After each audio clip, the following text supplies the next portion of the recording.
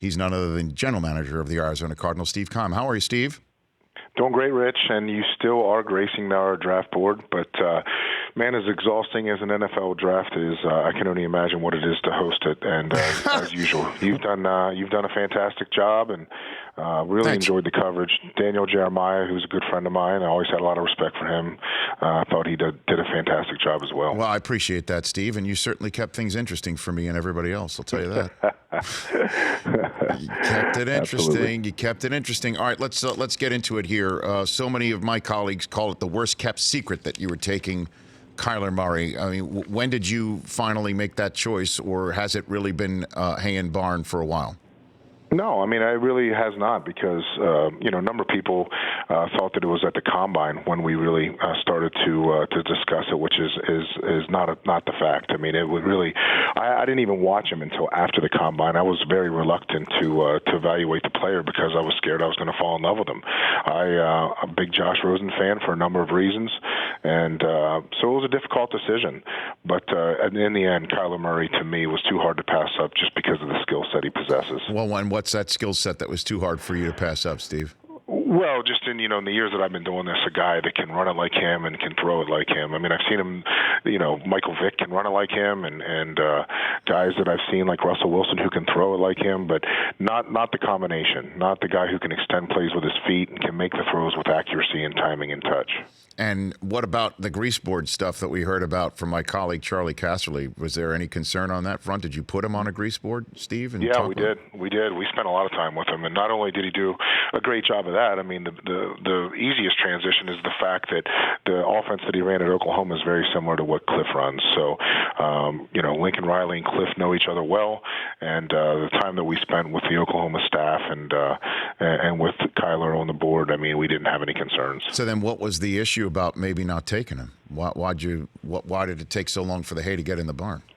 Well, I think that, all along everybody said that Cliff was in love with Kyler and that sort of thing, and there's no doubt that Cliff was a big fan, but I really respected the process where Cliff didn't pound the table and say, we have to have this guy. I wanted it to be organic. I wanted to be able to go through the evaluation process, hear what our scouts had to say, hear what our coaches had to say, and obviously I had to give him a stamp of approval, and then ultimately at the end, your friend Mr. Bidwell had to give us his blessing. Right, yeah, and so what was that meeting like? It was great. I mean, Michael's extremely supportive. He spent a lot of time with Kyler as well, and I think that he saw the number of things that we saw in Kyler to get excited about. And there's no doubt, in my opinion, that I should say now it's the State Farm Stadium is going to be electric this fall. Steve Keim, general manager of the Cardinals, joining me here. There are some who believe your work with Kyler Murray is not yet done because of that sport called baseball. Where does baseball stand in all of this, Steve? Well, like I said prior to the draft, any general manager that was considering taking him would have to do their due diligence, and we certainly did ours, and I'm very confident that that's not going to be an issue. Is there going to be something codified in the contract about it? Yes. Okay. Yes. Is that language worked out as you and I are having language with each other right now? Yes. Okay, so that's done. The I guess language hay is in the barn, to keep using that phrase right now. Yeah, and then again, just the time that we spent with him and how passionate he is about football and his commitment to the game. I mean, I think that we all felt very comfortable too. So, you also always have to have checks and balances, and Sure. everything worked out for us. So the idea that if he does play football and he does get his figurative handed to him because of his size, stature. This is, again, the conversation that's had football. I mean, the number of people that have whispered this in my ear or shouted it to me in text, I've lost track.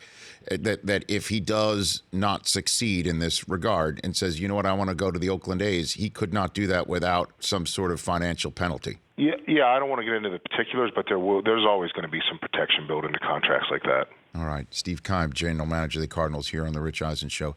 Is it true you did not talk about trading Rosen until you already had Kyler Murray in the fold? Is that a fact? That is not correct. I actually had conversations all the way back to the Combine. Even though we didn't know who we were going to select, people approached me. Now, what I did not do is I did not actively shop Josh Rosen. I had a number of teams talk to me about him. Told them I'm open-minded and make me an offer. So that's the way I approached it. Obviously, conversations as we approached the draft increased, and at the end of the day, the best deal that we felt like for us was the Miami Dolphins. Do you think that if you had decided we're going to take Murray, say, back when people thought that you did around the Combine, that it would have been better off for you to have made a Rosen trade then, Steve?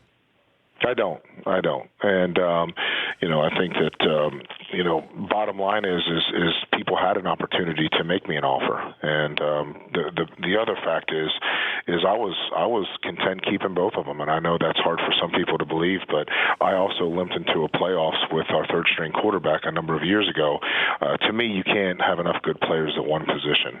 Depth is certainly something that general managers are responsible for, and Josh Rosen's a darn good football player. No, there's no doubt. And then obviously the finances involving Josh right now are something that made him just as attractive to the Dolphins as he was to you, we assume, in the draft last year as well. So my question for you is there anything you regret about the handling of Josh Rosen, Steve? We love Josh. I mean, there's no doubt about it. And it's not about Josh, in my opinion. It's more about Kyler Murray and the unique skill set that he brings to the table and how he'll direct our offense. So I think Josh is going to be a great quarterback for Miami, and I think he'll do good things down there. I mean, I really enjoyed my time while he was here, the conversations we had. And the one thing about him that sort of jumped out at me last year is his mental and physical toughness is off the charts. I don't know what the perception was about him coming out of UCLA, but he is one tough hombre. Well, why does he have that perception still, Steve? I mean, you're hearing it even as he goes out the door with you with a very high-class video that he tweeted out where he even had some fun with his lodging that could be available for Kyler to rent. Yeah. I mean, what is it about Josh, do you think, Steve, that he constantly hear that? I'm not sure. I mean, I thought last year he did a great job of dispelling any questions about him during the season. But, I know this. He did a great job for us, so there's certainly nothing that I can point to that would be a question. All right, a few more left with Steve Keim, Cardinals general manager. If somebody had come up to you after you traded up for Rosen last year and said you're going to trade him next year, what would you have said? Oh man, it'd be hard to understand any circumstances other than the one that just happened that would happen. And I know it sounds far fetched, but again, if I didn't get the feel that I got while watching the tape of Kyler Murray and how dynamic he is, there's probably it's probably zero chance of that happening. All right, and we're all assuming what this offense is going to look like. Give us an idea of how it all fits together with your pieces like David Johnson and a GOAT like Fitz that you have there, Steve. How does this all get put together for you? Well, the biggest thing we had to do was address is add playmakers to help Kyler. And to me, that's one of the things we did in this draft, and drafting 3 receivers who were ranked 1, 6, and 8 statistically, in terms of production in NCAA receiving, with Andy Isabella, who's a speed guy, Hakeem Butler, and Keyshawn Johnson, the other Keyshawn Johnson. Yes. But, I think that those guys are all playmakers. They all come in different shapes and sizes. Butler's a big, long, athletic guy.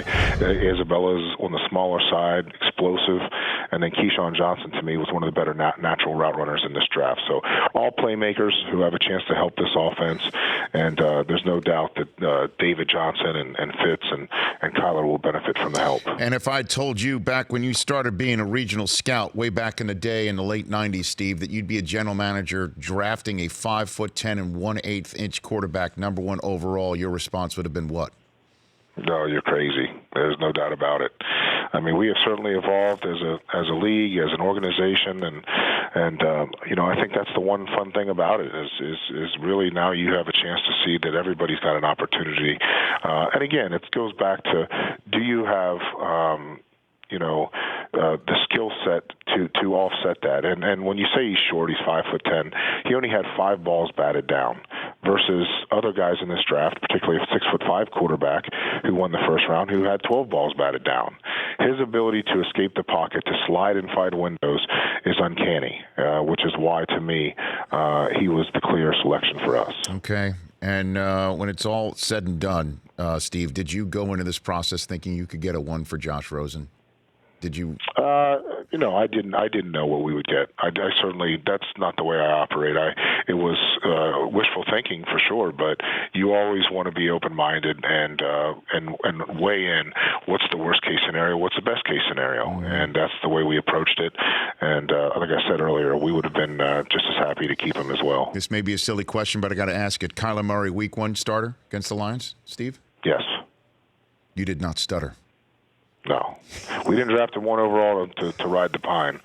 So I know it's a lot to put on his back, but, that's why we drafted him. He's a fierce competitor, and that's what he did at Oklahoma this year. He put the team on his back. They didn't have a great defense, and he knew he had to score almost every series to give them a chance to win, and I sort of like the chances there. All right, Steve. Thanks for the call. Really appreciate it. Thanks for the kind words about the NFL Network draft coverage, too. Always great, my man. We're going to keep you up on that board for years to come. You know what, Steve? As long as I'm running, as long as I'm out there running, and you choose the proper photograph, I'm all fine.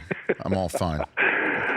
Thanks, my friend. Always good to talk to you. Thank you, Steve. That's appreciate it. Steve Keim, General Manager. For more of The Rich Eisen Show, tune to Audience Channel 239 on DirecTV for free on BR Live or download the Rich Eisen Show app.